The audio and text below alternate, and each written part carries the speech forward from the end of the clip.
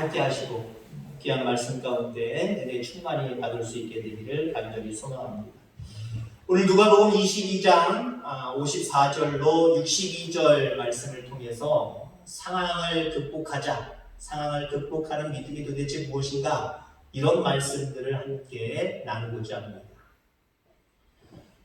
요즘 코로나로 인해서 전 세계가 대단히 좀 시끄럽습니다. 그런 상황 가운데 우리나라 말로 아주 아름다운 단어 하나가 있죠. 사회적 거리두기. 말은 참 아름다워요. 사회적. 우리는 세상 사람들과 더불어 살아가는 거잖아요. 더불어 살아가기 위해서 요즘 시대는 좀 거리를 둬야 된다는 거예요. 악수하지 말고, 바짝 붙이지 말고, 찾아가지 말고 적당하게 거리를 두자는 거예요. 의미적으로 바라보면 단어가 참 이쁘다, 참 아름답다라고 하는 생각이 듭니다.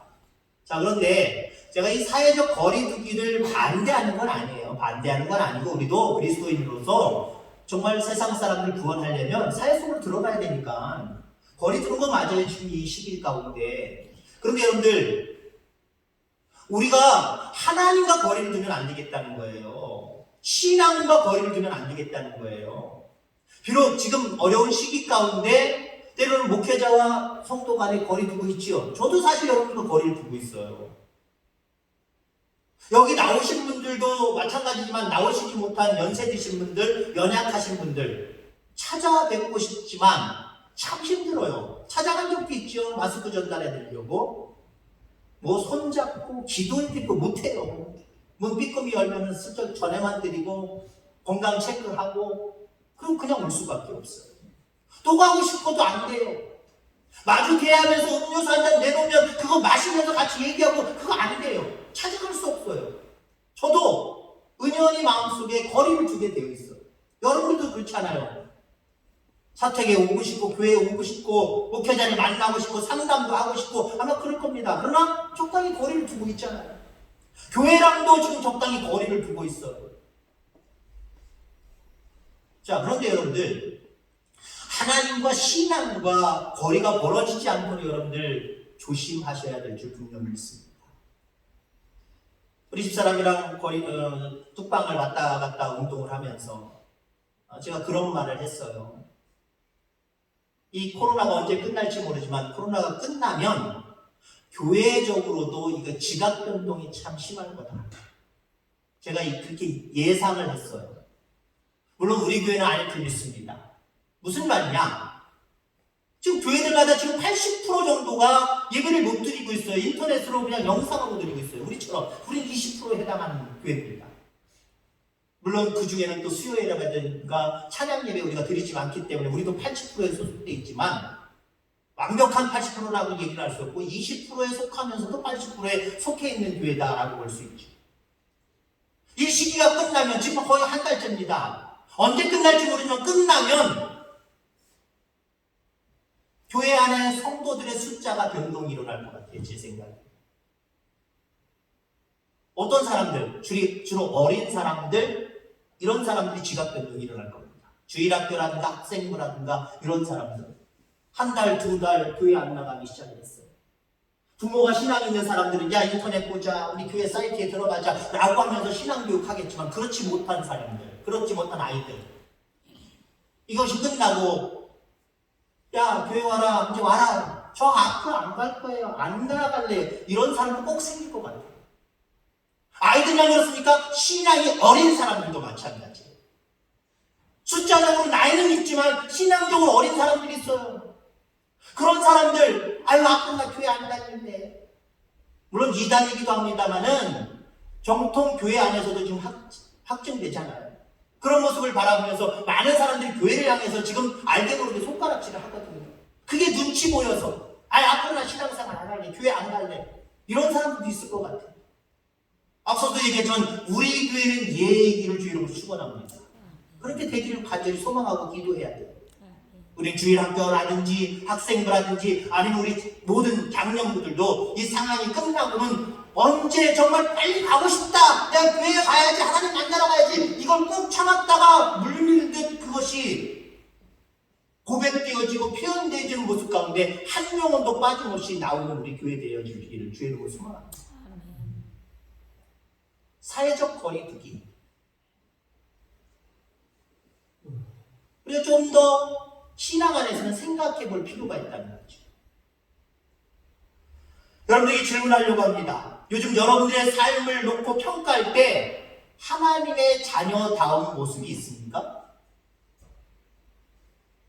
사회적으로 거리를 두기 운동 안에서 교회 안에서도 그런 운동이 벌어지는데 혹시 내 믿음이 하나님 자녀답지 못한 모습으로 거리가 멀어진 것은 아니냐라고 하는 거예요.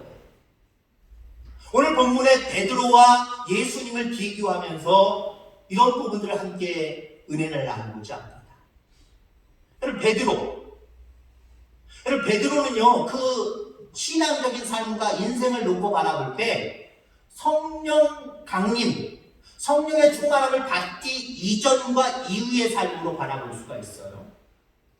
성령의 충만함을 받고 성령 강림절 이후부터는 베드로가 완전히 다른 사람이 됐습니다. 정말 하나님의 자녀다운 모습이 그에게 있었다는 거죠. 지금까지도 두고두고 신앙의 위인으로 야 본받아야지 라고 할 정도로 그렇게 대단한 업적을 쌓은 그런 신앙인입니다.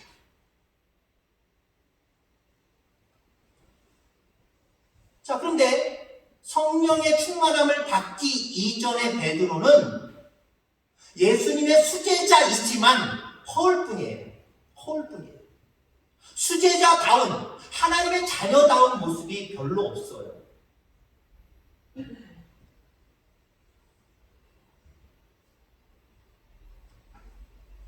예수님을 사랑한 사람이었고요, 베드로는요. 예수님을 하나님의 아들로 고백한 최초의 사람입니다. 너희들은 나를 누구로 아느냐? 라고 할 때 베드로는 주는 그리스도시요 살아계신 하나님의 아들이다. 제일 먼저 고백을 했어요. 그 정도로 신앙이 뛰어났단 말이에요. 자, 그럼에도 불구하고 그의 삶을 가만히 바라보면 너무나도 많은 신앙의 미끄러짐이, 신앙의 거리두기가 있었다는 거예요. 그렇게 고백할 정도가 되겠다고 한다면 하나님과 가까워야 되잖아요. 신앙 안에서 하나님이 칭찬할 만해야 되잖아요. 근데 고백은 그렇게 했지만 하나님과 거리가 상당히 멀었어요. 점점 더 멀어지는 그런 모습이 베드로에게 있었다라고 하는 거죠. 대표적인 사건이 오늘 본문의 사건입니다. 하나님을 사랑한다고 고백하고 하나님의 아들이라고 고백한 그 베드로가 난 예수님 몰라 라고 3번 부인하는 사건이 오늘 본문의 사건이기도 합니다. 그의 고백과는 관계없이 하나님과 거리를 두고 있는 베드로의 삶. 점점 하나님이 원하시는 삶에서 미끄러져서 세상에 파묻히려고 하는 그런 삶. 그게 베드로의 삶이고요. 어쩌면 세상에 있는 많은 우리들의 삶이기도 하다라는 생각이 되어집니다. 우리는 역시 하나님 사랑한다고 고백하잖아요. 하나님의 아들이라고, 메시아라고, 구원자라고, 영원한 생명을 주시는 분이라고 우린 고백하잖아요.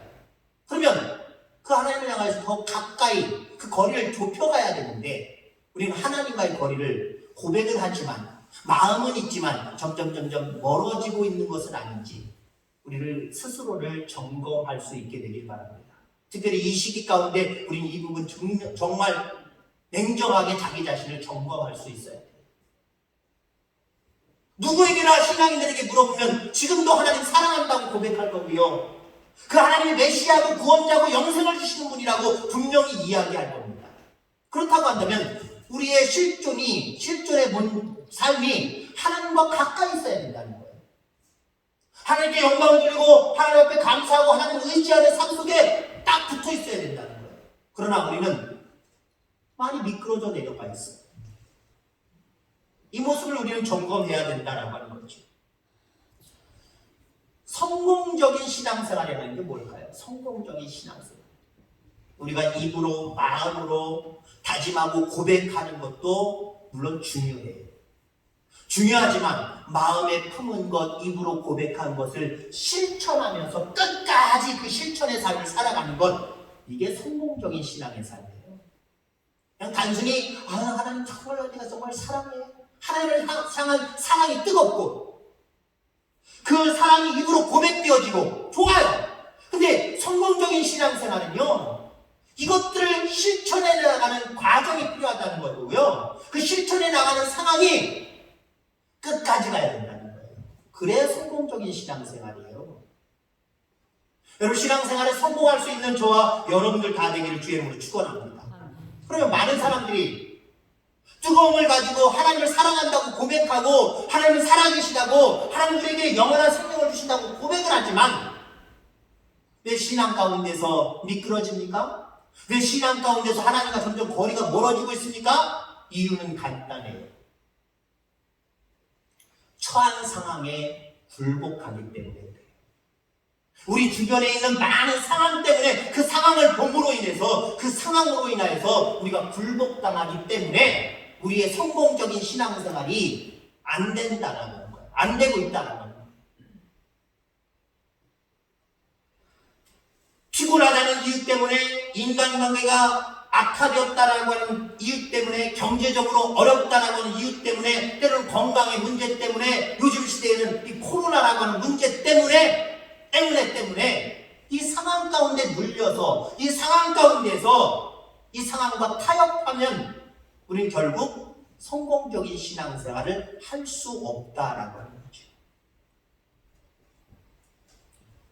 성공적인 신앙생활을 하는 사람이라고 한다면요, 어떤 상황 속에서도 굴복하지 않아요. 어떤 상황 속에서도 굴복하지 않아요. 물론 지난주에도 말씀드렸습니다만은 지금 공적인 예배를 드리느냐 안 드리느냐의 문제, 물론 이것도 중요하지만 이것만의 문제는 아니에요.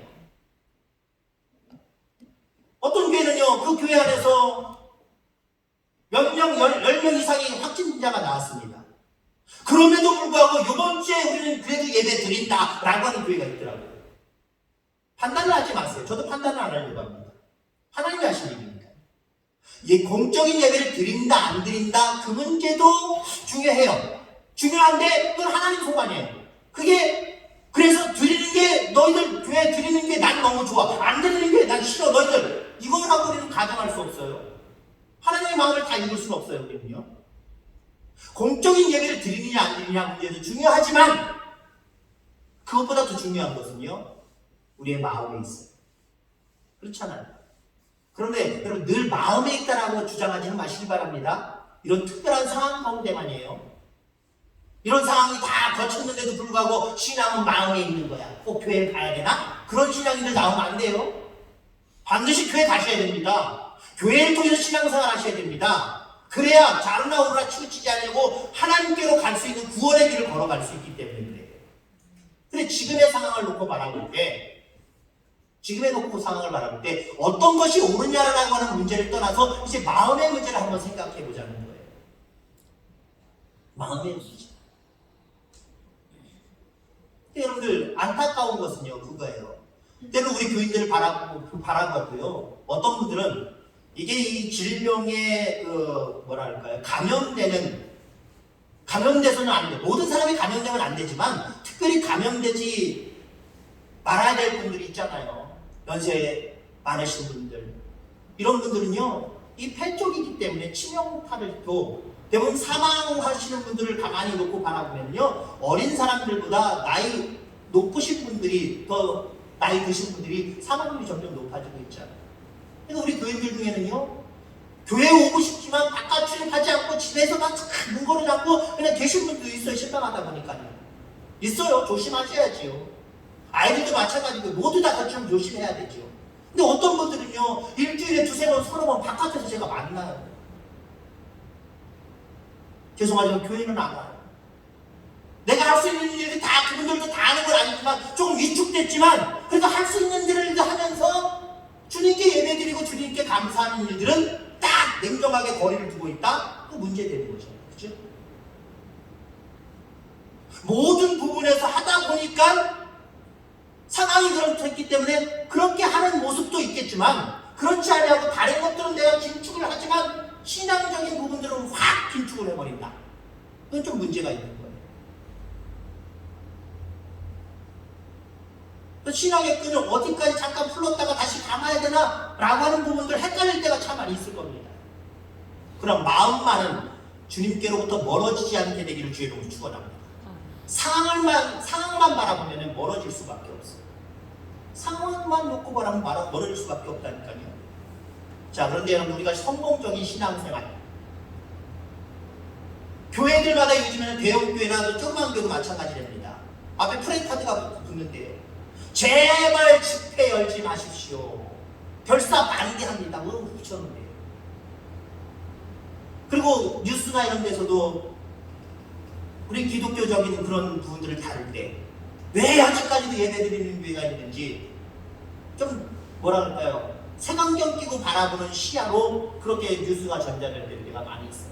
저는 그런 뉴스를 바라보면서 목회자 입장으로 바라보면 완전히 어디에 치우칠 수는 없지만, 야, 그러면은 콜센터에서 다발적으로 발생을 하고 요양병원이나 어디에서도 다발적으로 발생을 하고, 그러면 콜센터, 뭐 정부종합청사 세종시에 있는 거 거기서도 다량으로 발생을 해요. 그럼 다 폐쇄하라는 거예요. 집단적인 모임 갖지 말라는 거예요. 근데 그들은 가져요. 왜요?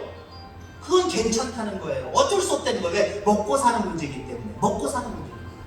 여러분들 그렇게 따지면요. 그렇게 따지면 여러분 먹고 사는 문제 가장 중요한 게 뭡니까? 영원히 먹고 살고 죽는 게 중요한 거예요. 그죠?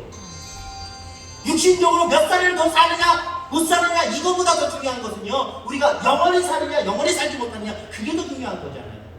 그렇게 따지면요, 신앙적인 삶을 무시하는 것 잘못된 거예요. 전면적으로 직장 폐쇄하고 당분간 쉬십시오 해야 되는 거예요. 수십 명 수백 명 모여있는 직장 폐쇄해야 되는 거예요. 그렇게 따지면. 근데 왜 교회를 향해서만 왜 모이느냐고 라고 이야기하는 그런 모습들을 바라볼 때 그들도 한쪽으로 너무 치우쳤다라고 하는 안타까움이 있어요. 우리도 모이자 안 모이자 이런 얘기 전 안 하려고 합니다. 그러나 우리의 자세가 문제라는 거죠. 마음의 문제라는 거죠. 상황을 너무 크게 놓고 바라보면요, 우리는 하나님과 거리를 둘 수밖에 없어요. 근데 그 상황까지도 역사하셔서 도우시고 인도하시는 그 하나님, 우리의 영혼까지도 먹이시고 살리시는 그 하나님을 절대적으로 신뢰한다고 한다면요, 물론 정책적으로 우리가 예배를 조금 금하고 거리를 좀 둔다고 할지라도 우리의 신앙만큼 하나님과 나 자신과의 거리만큼은요, 이거 늘려버리면 안 돼요. 쭉 멀어지면 안 돼요. 오히려 더 가까워져야 됩니다. 왜? 이런 상황 속에 역사하실 분은 하나님밖에 없기 때문에. 그렇잖아요. 우리나라는 지금 확진자보다 이제 나아지는 이게 역전이 되어버렸단 말이에요. 시간이 문제지 이제 우리나라는 깨끗이 없어질 겁니다. 근데 이게 가능할까요? 주변 나라 세계는 점점 더 확장돼 가는데요. 아무리 국경을 막고 사람을 막는다고 해도요, 이거 감당 못해요. 또 다른 데서 또 유입될 수도 있는 거예요. 이거 어떻게 감당해요? 우리 장로님 기도하신 것처럼 하나님이 하셔야 돼요.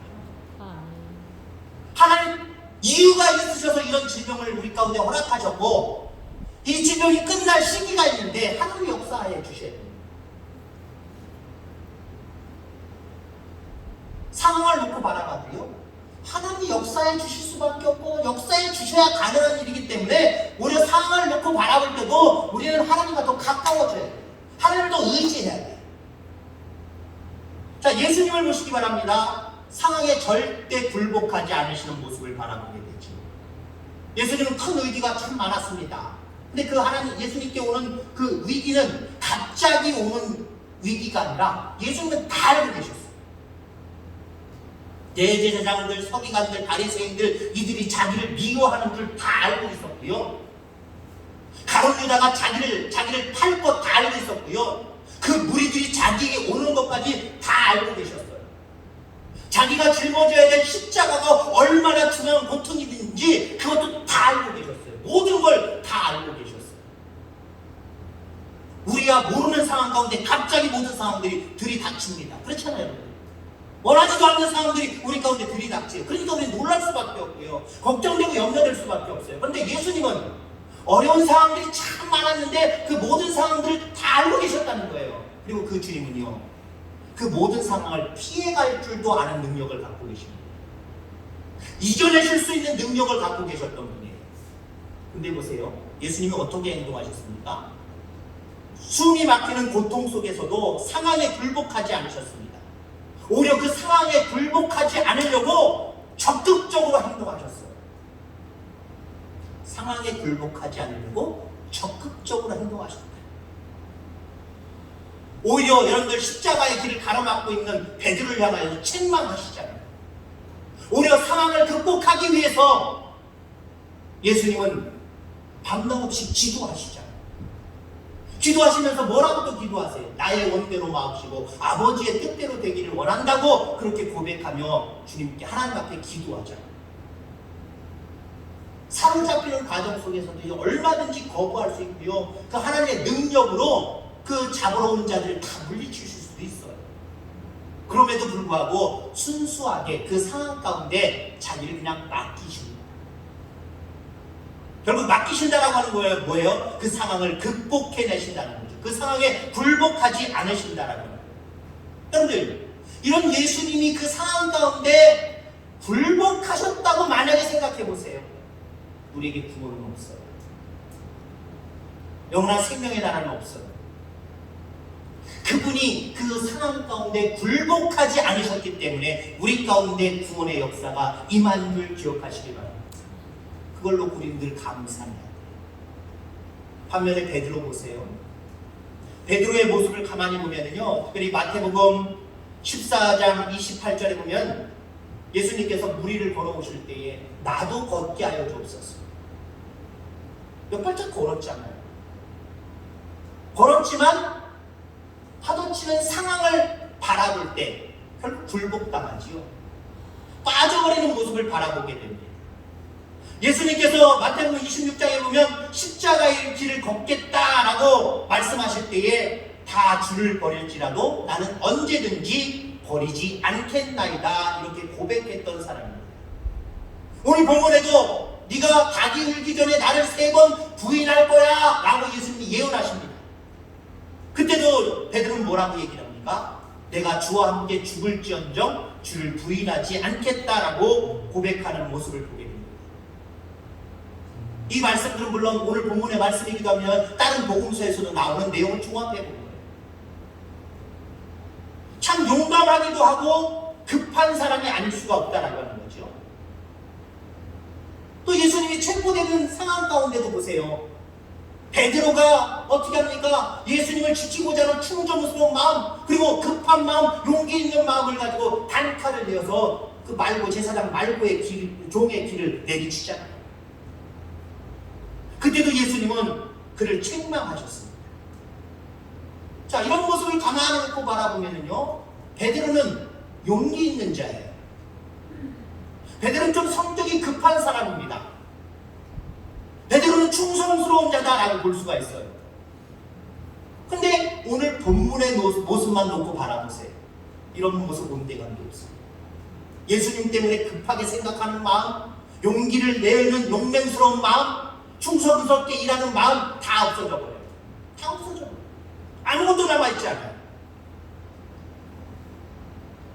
오늘 예수님께서 무리에게 잡혀가실 때 베드로 쫓아가긴 쫓아가요. 어떻게 쫓아갑니까? 멀찍이 쫓아갔다. 예수님이 잡히실 때 칼까지 꺼내서 예수님을 지키겠다라고 칼부림했던 이 베드로 어디 갔어요 도대체? 예수님 잡혀가니까 니들이 예수님이 누구신지 알고 니들이 이렇게 잡아갔냐 라고 옆에서 하소를 하거나 데모를 하거나 아니면 생떼를 쓰거나 이래야 될 거 아닙니까? 근데 이런 베드로 모습 볼 수가 없어요. 그냥 옆에 따라가는 것도 아니고 멀찍이 따라가고 있는 베드로의 모습을 바라보게 되죠. 자, 뿐만 아니라 뜰 가운데서 불을 쬐고 있을 때, 예수님이 이렇게 고난받는 그 현장, 그 불 쬐고 있을 때 구경할 때 한 여종이 와서 너도 이 사람과 함께 있었다, 예수님과 함께 있었다 라고 이야기를 합니다. 여자여, 내가 저를 알지 못하노라. 알지 못한다고 거짓말하잖아. 그 용맹스럽고 충성스러운 마음이 도대체 어디 간 거예요? 다른 사람이 베드로를 보고 너도 그 당이다, 예수님 쫓아다녔던 무리라는 거예요. 그랬더니 아니다 라고 또 부인하고 부정합니다. 1시간이 지나서 또 어떤 사람이 폭로를 합니다. 베드로를 목격했다는 거예요. 예수님의 제자들 속에서 베드로를 목격했다는 거예요. 그래서 이번에는 이 사람이 나도 너 하는 말을 알지 못하노라 라고 이야기를 합니다. 네가 나 무슨 말 하는지 모르겠어. 왜 헛소리해? 이 소리입니다. 마가복음에는 뭐라고 얘기하냐면 저주하며 맹세했다. 야, 저 예수 저거 죽어야 돼. 예수랑 나랑 관계없다니까. 한마디로 이렇게 얘기했다는 거예요. 예수님을 오히려 저주하고 자기는 예수님과 전혀 관계없는 사람이라고 부인해버렸다는 거예요. 거짓말을 했다는 거예요. 베드로가 그때 왜 그랬을까요? 예수님으로 인하여 성격 급한 사람, 예수님의 일에는 성격이 급하게 앞으로 용맹스럽게 나섰던 사람, 충성스러웠던 이 베드로, 왜 그럴까 도대체? 왜 이런 행동을 할까요? 한마디로 얘기하면요, 상황에 굴복했기 때문에 그 상황을 바라보니까 야, 내가 예수님 쫓아다녔고 예수님 제자라고 얘기했다가 이거 큰일 나겠다. 큰일 나겠다. 상황에 굴복했기 때문에.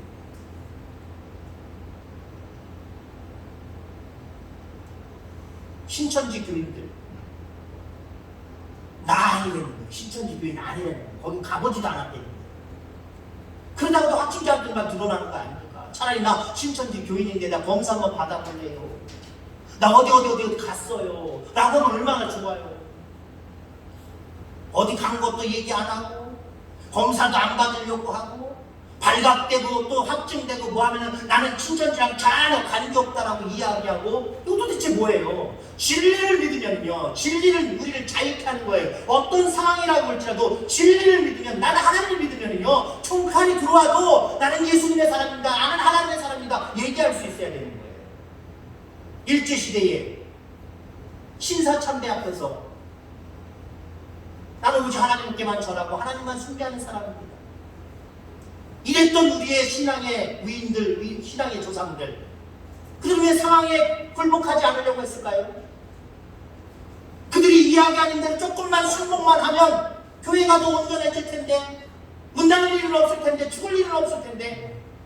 그러나 그들은 죽음의 위기 가운데 있고 정말 죽음 가운데 몰렸지만은 그들의 신앙, 그 안에 있는 진리, 예수님이 그들을 자유하게 만들었어요. 죽으면 죽는 거지.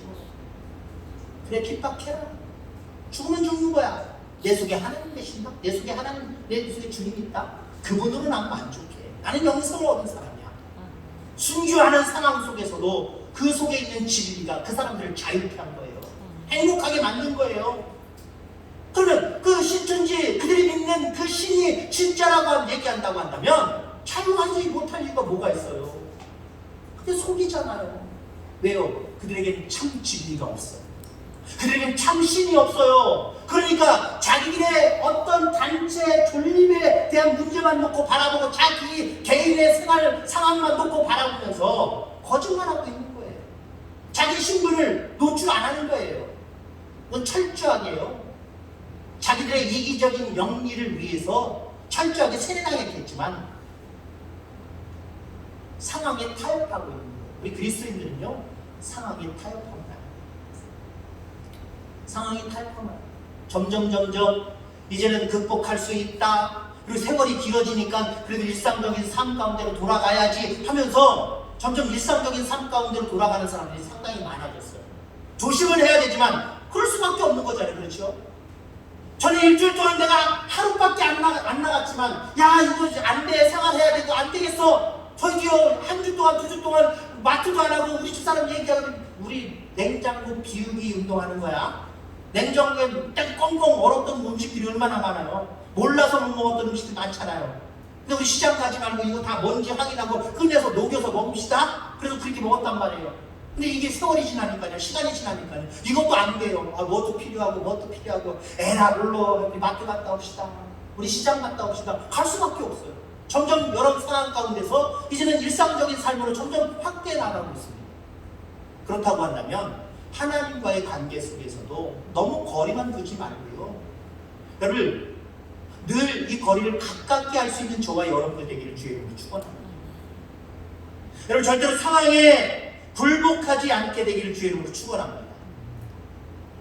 우리가 예배 시작하면서도 사순절에 대한 이야기를 했지만 이렇게 조용하게 교회 안에서 사순절이 지나간 일들이 여러분들에게도 없을 거예요. 저 개인적으로 목회를 하면서도 이렇게 사순절을 아무 광고도 없고 어떤 뭐 겉면도 없이 막 지나가는 거 별로 없었던 것 같아요. 사순절 얘기 거의 없어요. 사순절 특별예배 드리겠습니다. 우리 일주일 앞에 두고 특별예배 있거든요. 새벽 예배 있거든요. 이것도 지금 광고를 해야 될지 말아야 될지 지금 아직 고민이에요.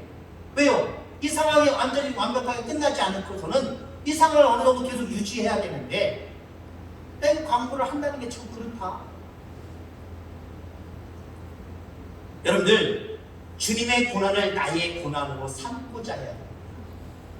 이거 고난도 고난 아니에요. 우리 주변에 앞으로도 많은 상황들이 벌어질 텐데 이 상황들 두렵고 떨리고 야 이거 엄청나다 큰일 났다 이런 상황들만 있는 거 아니에요. 그런 상황으로만 여러분들 놓고 바라보지 마시기 바랍니다. 주님이 당하신 상황, 주님이 당하신 고난은요 우리가 당한 것 몇십, 몇백, 몇천배 이거보다 훨씬 더 큰 거예요. 우리를 위해서 십자가를 지셨어요. 가시면류관을 쓰셨어요. 허리에 창자국이 나 있을 정도로 찔리셨어요. 물과 피를 다 쏟으셨어요. 그러면서 우리를 구원하셨습니다. 어떤 고난스러운 고통스러운 상황이 우리 가운데 있을지라도요 주님의 고난을 한번 생각해 보시면서 너무 고난의 모든 상황 가운데 굴복하지 말고요 믿음으로 한번 대처해 보려고 마음속으로 정말 더 귀한 신앙을 가지고 하나님 더 가까이 하고 집에서든지 어떤 상황 속에서 찬송하고 말씀을 묵상하면서 더 신앙으로 무장하시길 바랍니다. 그러면요 주님이 그 고난, 그 상황을 극복해내셨기 때문에 우리에게 구원의 문제가 온 것처럼 우리도 마찬가지예요. 상황 가운데 져서 하나님과 거리를 두지 말고요 상황을 극복하면서 그 상황을 하나님께서 인도하실 것을 확신하면서 더 하나님을 가까이 붙으시기를 바랍니다. 그러면 그 상황 속에서 우리를 구원하시는 하나님의 능력을 바랍니다. 질병 가운데 걸리지 않도록 인도하시고 모든 상황을 극복하게 하시고 이겨내게 하시는 놀라운 은혜를 경험하게 됩니다. 그 구원의 역사를 경험하게 될 거예요. 절대로 상황에 지지 말고 상황을 극복하며 살아가는 저와 여러분들 다 되기를 주의 이름으로 축원합니다. 하나님 아버지 감사합니다.